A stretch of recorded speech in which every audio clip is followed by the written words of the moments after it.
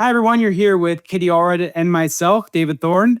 And something just came out, and we just wanted to jump on and do a podcast and share some news that Google just dropped. Welcome to the AI for Churches podcast. Our goal is to equip pastors and church leaders with resources related to artificial intelligence, helpful for sermon prep, creative ministries, outreach, and more. We do this by providing exclusive insights from AI experts, church leaders, and innovators actively leveraging AI to amplify the gospel and reach more people for Jesus Christ.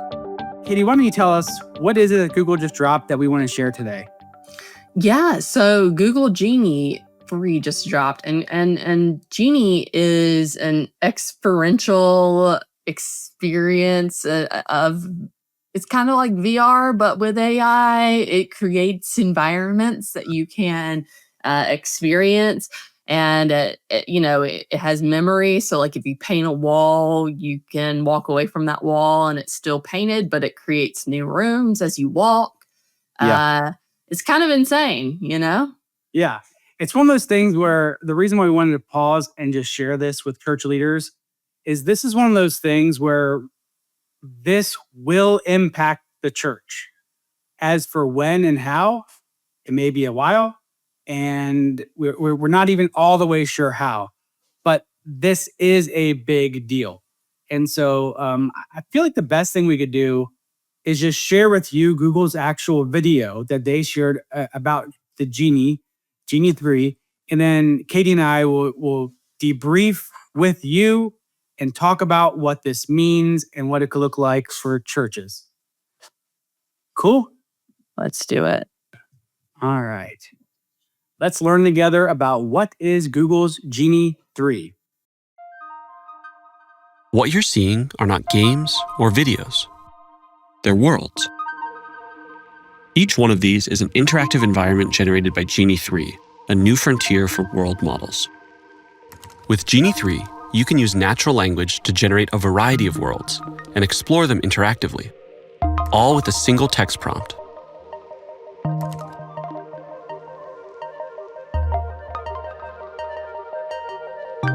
Let's see what it's like to spend some time in a world. Genie 3 has real-time interactivity, meaning that the environment reacts to your movements and actions. You're not walking through a pre-built simulation. Everything you see here is being generated live as you explore it. And Genie 3 has world memory. That's why environments like this one stay consistent. World memory even carries over into your actions. For example, when I'm painting on this wall, my actions persist. I can look away and generate other parts of the world. But when I look back, the actions I took are still there. And Genie 3 enables promptable events, so you can add new events into your world on the fly. Something like another person, or transportation, or even something totally unexpected. You can use Genie to explore real-world physics and movement, and all kinds of unique environments. You can generate worlds with distinct geographies, historical settings, fictional environments, and even other characters. We're excited to see how Genie 3 can be used for next-generation gaming and entertainment. And that's just the beginning. Worlds can help with embodied research, training robotic agents before working in the real world, or simulating dangerous scenarios for disaster preparedness and emergency training. World models can open new pathways for learning, agriculture, manufacturing, and more. We're excited to see how Genie 3's world simulation can benefit research around the world.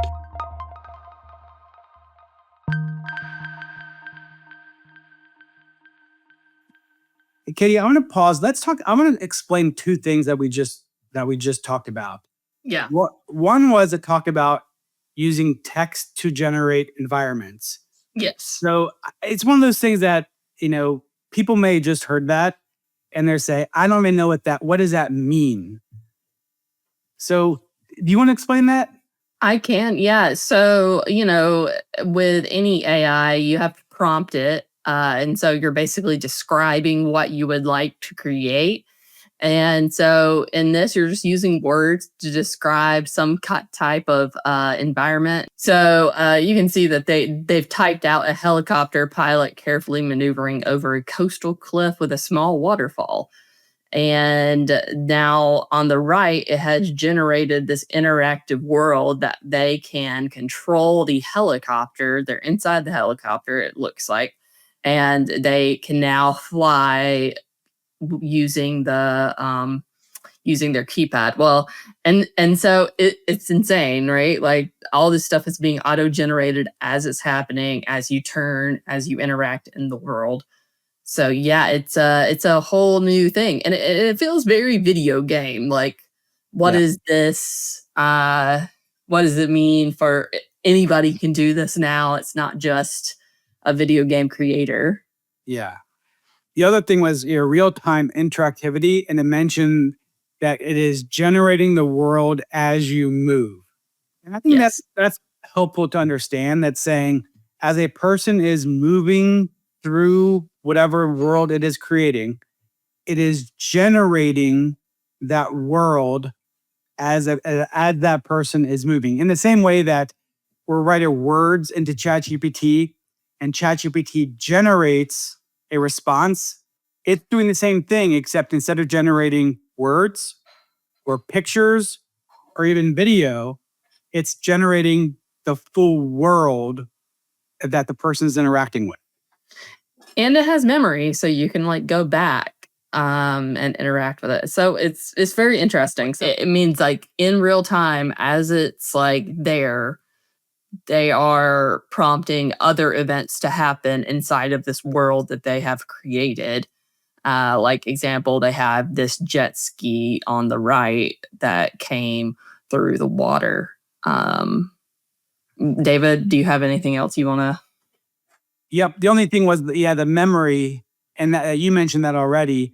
But that picture of somebody painting is just so amazing. It's just like thinking about the possibilities of what that could mean. That means as that person walks out of that, quote unquote, walks out of that room and would walk back in that room, what they painted, how they interacted with that environment would still be there. And Yeah. that's a really cool thing. In the world of video games, if any of you are old school video game people, there was a time where you could destroy environments, and remembering that was just such this big amazing thing that at first the environment you were in was just, it existed. It was like bricks and mortar, and you couldn't move it. And then when they introduced the idea of being able to break the environment, it was such a mind blowing thing. This is 1,000 times beyond that, of just, it's literally like a more real version of that you could interact with the environment, and your interactions will stay as what you did, which is pretty crazy, isn't it? It's insane to me. And I think like at first I'm like, well, how will this affect the church? Because I'm like, will it actually? But I can see that there's going to be some use cases, and also like it's going to become more commonplace for this to be something that people talk about. It won't just be something that the kids are doing. Yeah. It's not that yet, but I think in the next 10 years we're going to see more of it. Just like Meta, launched Meta in general, right? Because they believed that this type of world was going to be created. And so, yeah, I'm interested to see how it's going to affect the church. Yeah. Well, on that note, let's brainstorm, and let's start with, if they mentioned some ideas. So let's talk about not the church, but just ways that something like this could be used for fun or just for general work things. So let's brainstorm there first. What are what do you think you're going to use it for? What's that? What do you think you would like to create? Well, okay. I would say, just for, like they mentioned this, I feel like the video game people will probably figure out a way to use this first. Yeah. Because that's like a pretty low hanging fruit of being able to insert playable characters into a generated world. Yeah. So that seems like, okay, let's get that one out of the way. Then as for how my human people use it, I think the idea of that first comes to mind would be things like HR related stuff. So how do you like, hey John, we noticed when you told off your boss, that kind of hurt their feelings, and you told them that they were, weird looking, and you didn't like that they were bald headed or whatever, hypothetically. And Right. and so, hey, why don't we go into have you just have a little Genie session, Yeah. and let's have you like talk through that and explore other ways you could have handled that, Yeah. besides calling them, weird looking or whatever. Yeah. So that's one low hanging fruit I could see. Yeah. No, I can see that for sure, especially like in HR training and other types of training. Because right now, all you do is watch a bunch of videos and you select like what you think you would say. And it would be much more useful if you could actually practice what you're saying. And, if the world environment could react to how you're saying it, I think that would be really helpful. It would be helpful too, just to like learn how to communicate better in general. Do public speaking, like, so you could like, generate an audience and try to like not be afraid of the audience. Right. Because it's a fake audience. That's helpful, but it's still an audience, and that's scary. Yeah. And so I think that could be a really great use. So there's definitely a lot of that, and then just like experiencing different cultures and places. Right. Yeah, that would definitely be a very, very cool thing. Going to space. Yes. Yeah. That's the thing I was going to ask you is, where would you want to go? If you could generate something, where would you go first? Where would I go first if I could generate something? I think Hogwarts. Yeah. I respect. How can I generate the magical world of Harry Potter? I don't know, but it sounds like fun, and I think we could do that.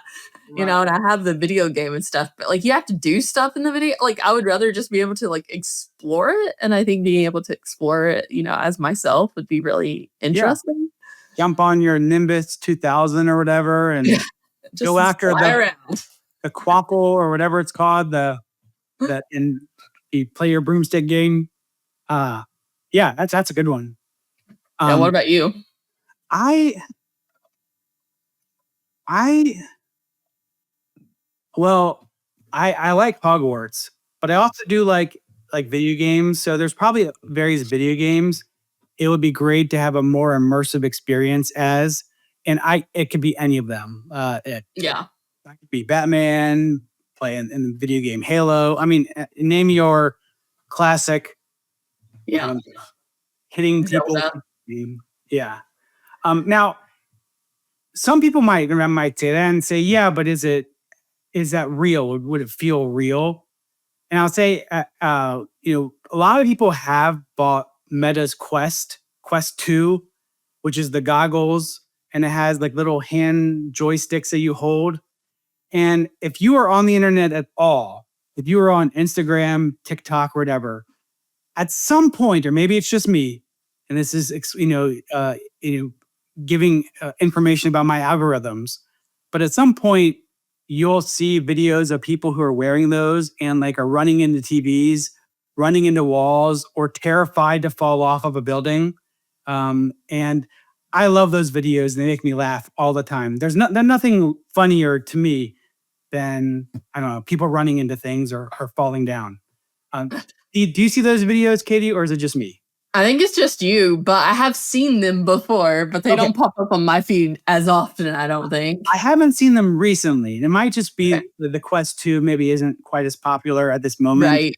Yeah, so Quest 3 has come now, and it doesn't, it has the viewfinder kind of on the front, so it doesn't want people to run into walls as much. Unfortunately, yeah. We have it, and so my kids put a little protective like barrier around them, and I try to video them if I think they may be running into a wall. I mean, also maybe hypothetically try to tell them to not do it, but if But you are it's going to also do, more entertaining to watch I them at run. least want to record it. Yeah. So, but my point of bringing up the Quest 3 is that little headset and the little hand things. It's real enough that that people are terrified to fall off of a building. Like they're like, Right. and that's real. And so imagine that, but it's generating a live experience.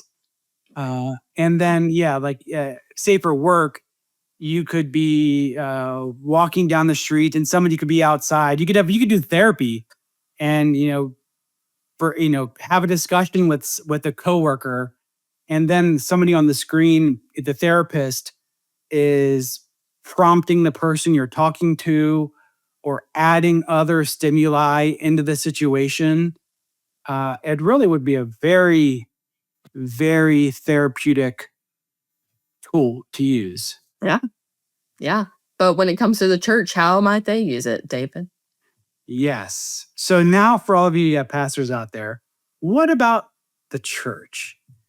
One thing, Katie and I were briefly like when it brought up this topic.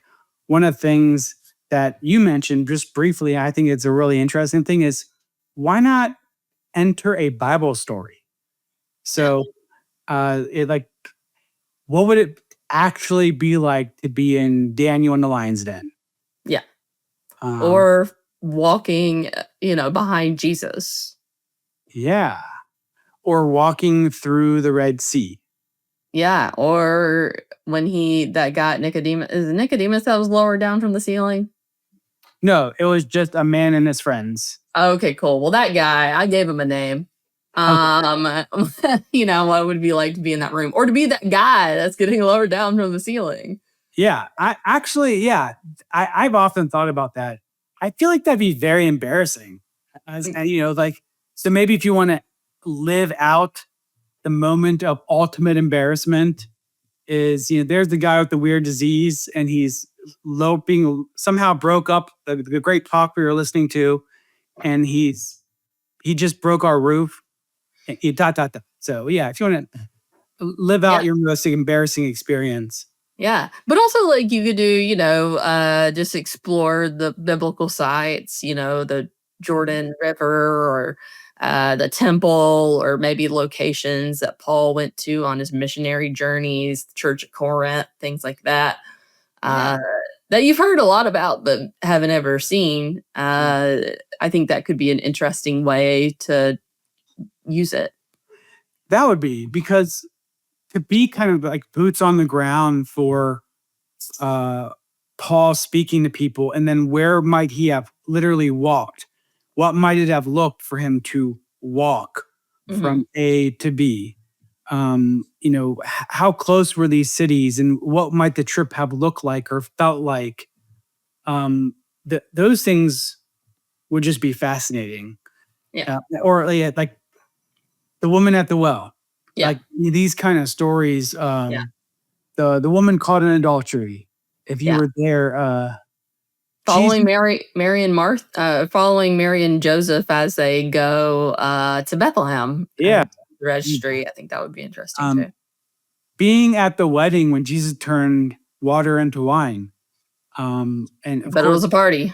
Yeah. I mean, I guess if you join, hey, this is like, hey, did you guys check out the Jesus at the party, world? It's kind of, it's crazy. It's so much fun. I danced. They brought out, everyone was doing the YMCA. I did the YMCA with Jesus. He's a really good dancer. Have you seen the TikTok that somebody has generated with AI of Jesus turning the water into wine and his mom like kind of bugging him? Okay, I'll have to see if I can find it and send it to you, because somebody like generated. It's like, have you seen those videos where people generate like the selfie type videos where like they're talking? Well, I've been on a bunch of biblical ones lately for some reason, and it's all like from their perspective. And so it's like Jesus talking to the camera and being like, okay, my mom's making me do this. Like, let's see if I can do it or whatever. Then he's like, all right, we've done it. Like, Maybe I have seen that one, but yeah, those but imagine being a part of it. going into that world Yeah. and that person is talking to you. Yeah, so I guess everything we've said is one general kind of use case. There's probably a world, which we don't know if this will happen, where other people could meet each other in a generated world, which is what Meta was trying to create with Meta. Yeah. And Horizons. What's that? Horizons was their like platform for that. Yeah. And at that point, it felt more like We People or something, or just it didn't feel. Yeah, it does still feel very video game-ish. Yes. So I feel it feels like this is the first foray into what helping that vision to become a reality. And the reason I mention that is there could be a world in which, again, I'm not saying this is healthy or good, but two friends could meet there in the Google world. A person could launch a church in there and preach to people in that environment. Again, not saying healthy, not saying good, just brainstorming possibilities. Yeah, we don't really know the social aspect of it quite yet. You know, they haven't really launched like, oh, meet your friends here, those kind of things quite yet. Right now, it's just generating the environment. But is that on the horizon? Yes, of course. It's something that they're thinking of for sure.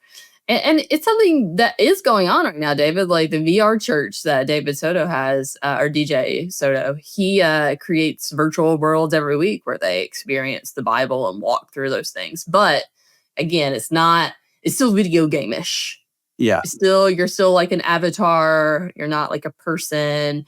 It's still very much like experiencing a video game. Is cool, and you do create memories from it, which is very interesting that you create memories in a video game type environment. Because for the most part, I don't really remember my like video. You know what I'm saying? Like I don't really remember, but there's like these big I don't know, experiences that you can have. We traveled the solar system together as a team when I was at Meta and learned together, and I can remember like, you know, somebody at work, my coworker being on my left side, and like we were like talking about it or whatever. It's very interesting the future of what all of this holds. I think we're going to see it all come together soon. Yeah. I was thinking that here's the pathway we've gone. You know, we've gone from word generation to image generation to video generation to now world generation. I don't think anything's bigger than world, so we might be Universe. Sure. Yeah, we'll just create universes. And each David, you have your own universe. You have all your little planets and people can visit them. Yes, wherever that discussion goes, that seems theologically complicated, but it is, yeah. Just the point is, and we're just having fun, you know, kind of. It's worth noting that this is a notable thing that has been created, and is going to impact us, at some point here. And one other use, you know, that I found, you know, I asked Google Gemini before we started what were some possible uses for church, and one that David and I found really interesting was using it for missions training. Like if you're going on a mission trip to a different country that has different cultural and social environments, to help your missionaries and volunteers prepare by like practicing safe interactions, whatever that might look like, you know, or construction if they're doing it and they've never done it before, to go over some safety things so that they can experience it but not experience it. Right. You know, and then like you said, like practicing those difficult conversations, doing conflict resolution, all of that, I think would be really useful for a church. 100%. Yeah, practicing language. Speaking of mission trips, I mean, Yeah, that would be awesome if you could practice a language with someone every day, like, and sit down and like literally Yeah. practice the language. Like, Talk I about Babel on steroids or whatever, whatever language. Oh, Duolingo. That's another one. yep. Duolingo on steroids of Yeah. literally, hey, my son will say, hey, dad, I'm going to go hang out with um, Ammonia, my friend, and we're going to talk a language. And that'd be very, very cool. Hmm. Yeah. But of course, I mean, there's a lot of safety risk, a lot of issues that we're not sure of. Like, what could those conversations get into? And like, what becomes like okay and not okay. I think that's all still, we're in the wild, wild west. So, Yeah. if it feels icky, don't do it. That's my, Your life, is that your life mantra? yeah, if it feels icky, just don't. All right. I would like that. I'll put that on a t-shirt. Yeah. Yeah, it's my rule for life. If it just doesn't feel right, just don't do it. I don't know why people find it to be so difficult, but like if it doesn't feel right to you, it's probably not right. So Yeah. don't do that. But we do live But in a world where people eat peppers and jump off of cliffs. So there's a lot of things that people in general, yeah, it feels like kind of how I feel like in general about men. Like, why are any of us married? Well, like women could do so much better. We're not a very good species as men, and I feel like that way about like in general people as a whole. We're not the smartest things. mhm, Somehow, I don't know. Somehow we're at the top of the food chain, but I don't know that we deserve it. yeah, I don't know that that's true either. But maybe we'll get better once we start using this. I don't know. Uh, We'll well, find out. yeah. All right. Well, there you go, Katie. So, it was this popped up. I really thought it would be helpful for us to just jump on and just share this with pastors and churches. Just saying, eh, Katie and I here, we had a lot of fun talking about this. Please do not hold us to any complex theological viewpoints related. If anything we said that, you know, ventures into a theologically complex topic, I guess just trust that we do not mean to be theologically divergent in any way, shape, or form. We're generally just having a fun conversation. I'm not a theologian, Well, so I have gone to seminary, so I think I probably could not say the same thing. That is, unfortunately, I probably am a theologian if one is, but I yeah. do not intend If you're, malintent. yeah. No, that's fair. I think that's fair. Yeah. Well, thanks for hanging with us. Definitely like and subscribe and offer comments. If you have ideas of how something like Genie 3 could be used for churches, we'd love to hear your ideas too. And if you're a church looking to get started with AI, definitely check out AI for Churches. Join our Facebook group, AI for Churches. And Katie and I would love to chat with you and help your church get started using AI.